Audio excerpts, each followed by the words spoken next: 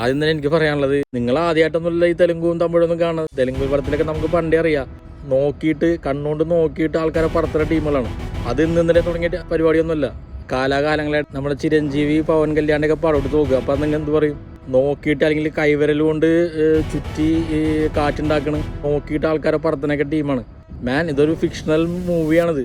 അതിനേക്കാളൊക്കെ ഉപരി NTRന്റെ ഫാൻസിനെ തൃപ്തിപ്പെടുത്താൻ വേണ്ടിയുള്ള ഒരു പടമാണിത്. അല്ലാണ്ട് വേറെ ഒരു സംഭവമൊന്നുമില്ല. നമ്മൾ ഇതിനകത്ത് ലോജിക്ക വലിയ സംഭവബഹുലമായ കഥയൊന്നും പ്രതീക്ഷിച്ച് പോകാൻ നിൽക്കണ്ട.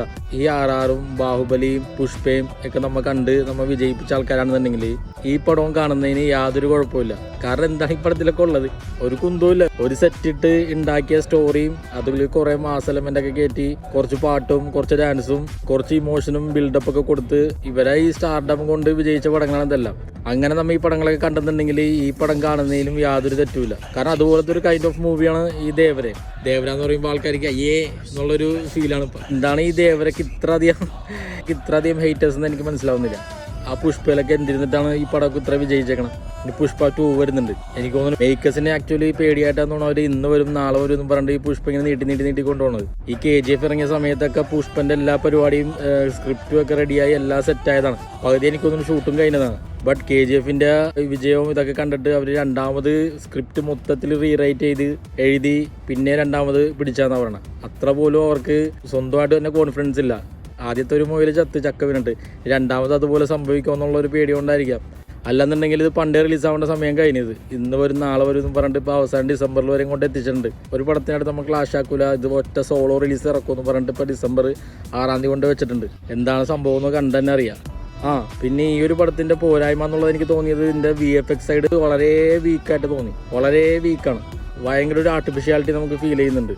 ഈ കടലിന്റെ ബേസ് ചെയ്തുള്ള മൂവിയൊക്കെ പറയുമ്പോൾ അറ്റ്ലീസ്റ്റ് കുറച്ച് കടലെങ്കിലും പോയി കുറച്ചെങ്കിലും കടൽ കാണിച്ചിരുന്നെങ്കിൽ കുറച്ചും കൂടി ബെറ്റർ ആയിരുന്നാണ്. ഇത് ഫുള്ള് കംപ്ലീറ്റ് അവർ സെറ്റ് ഇട്ടാണ് ചെയ്തേക്കണം. അപ്പൊ അതുകൊണ്ട് അതിന്റെ ഒരു ആർട്ടിഫിഷ്യാലിറ്റി വളരെയധികം പോരായ്മയായിട്ട് തോന്നി. എന്തെങ്കിലും ഒരു കഥ പിടിച്ചിട്ട് അവർ അങ്ങോട്ട് പോക്കാണ്.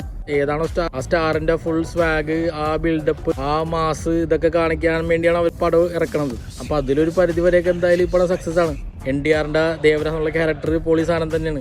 കുറച്ച് അവിടെ ഇവിടെയും ടെക്നിക്കലായിട്ടും പിന്നെ ജാൻവിന്റെ കുറച്ച് സംഭവങ്ങളൊക്കെ ഒഴിച്ചു കഴിഞ്ഞാൽ വേറെ വിഷയങ്ങളൊന്നുമില്ല. കാണാതിരിക്കാനുള്ള യാതൊരു റീസണും ഇല്ല. എന്തായാലും പോയി കണ്ടുവെക്കുന്നു. എന്തായാലും NTRന് കൊടുത്ത റോള് അല്ല 100% ഡെഡിക്കേറ്റ് ആയിട്ട് മച്ചാൻ ചെയ്തു വെച്ചിട്ടുണ്ട്. അതെന്തായാലും കാണാം സ്ക്രീനിൽ. പിന്നെ അനിരുദ്ധിന്റെ മ്യൂസിക്, അത് എനിക്ക് തോന്നുന്നു മുമ്പ് സമയം കിട്ടാത്തതുകൊണ്ടാണ് ഇപ്പോൾ ഒരുപാട് പടങ്ങൾ ഇങ്ങനെ ഇറങ്ങുന്ന കണ്ടിന്യൂ ബാക്ക് ടു ബാക്ക് ഇറങ്ങുന്നതുകൊണ്ടാണെന്ന് അറിയില്ല. പുള്ളി പഴയ വർക്കിൽ നിന്നൊക്കെ അവിടെ നിന്ന് ഇവിടുന്നൊക്കെ സ്ക്രാച്ച് എടുത്തിട്ടാണ് ഇതിനകത്ത് കൊണ്ടേ പണിതേക്കണത്. ആ ട്രെയിലർ ഇറങ്ങിയ സമയത്ത് നമ്മൾ ഇതിനെക്കുറിച്ച് സംസാരിച്ചിട്ടുണ്ട് ഒരു വീഡിയോയിൽ. ഫിയർ സോങ്ങിന്റെ ഒന്നുള്ള BGM അനിരുദ്ധിന്റെ മറ്റേ ബീസ്റ്റില ഇതായിട്ട് എനിക്ക് തോന്നിയിരുന്നു. ഞാനത് പറഞ്ഞിട്ടുണ്ട് ഒരു വീഡിയോയിൽ. ബീസ്റ്റിന്റെ, ലിയോന്റെ, അങ്ങനെ അനിരുദ്ധിന്റെ പ്രീവിയസ് വർക്കായിട്ടൊക്കെ കുറെ സാദൃശ്യമുള്ള സ്കോറിങ്ങിലും പാട്ടിലൊക്കെ വന്നിട്ടുണ്ട്. ആ ഒരു സംഭവം സ്വാധീനിച്ചിട്ടുണ്ട്. എനിക്ക് തോന്നുന്നു പുള്ളിക്ക് വർക്ക് ലോഡ് കൊണ്ട് സമയം കിട്ടിയിട്ടുണ്ടാവില്ല ഒരു ഫ്രഷ് പിടിക്കാൻ വേണ്ടി. അതുകൊണ്ട് അവിടെ നിന്നൊക്കെ കുറച്ച് മാന്തി ഇട്ടതായിരിക്കാം. പിന്നെ ഷൈൻ ടോം ചാക്കോ, പുള്ളിക്കൊരു സപ്പോർട്ടിങ് റോളാണുള്ളത്. വലിയ കാര്യമായിട്ടൊന്നുമില്ല.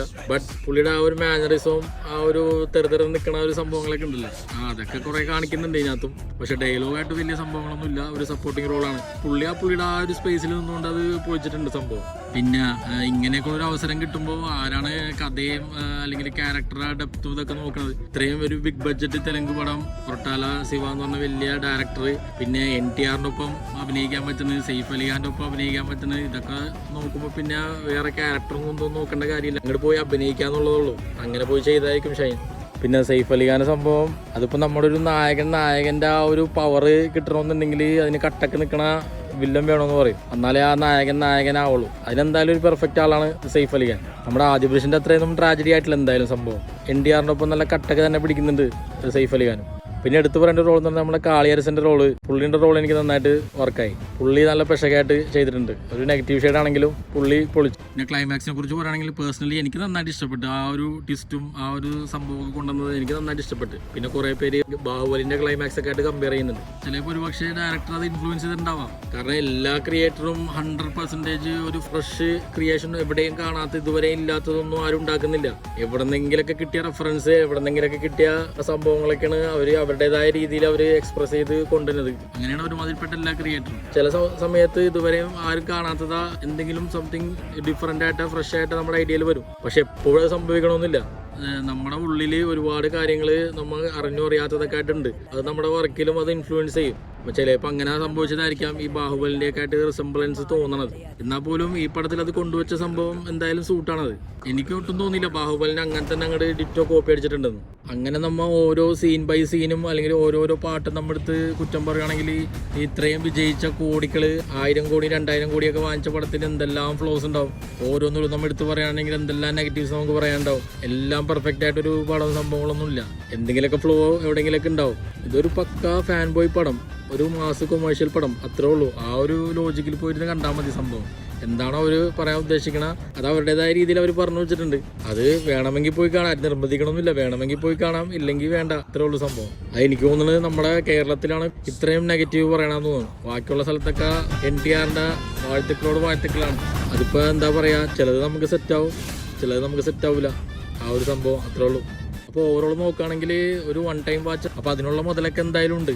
കാണാതിരിക്കേണ്ട, നമ്മൾ ബഹിഷ്കരിക്കേണ്ട സംഭവമൊന്നുമില്ല.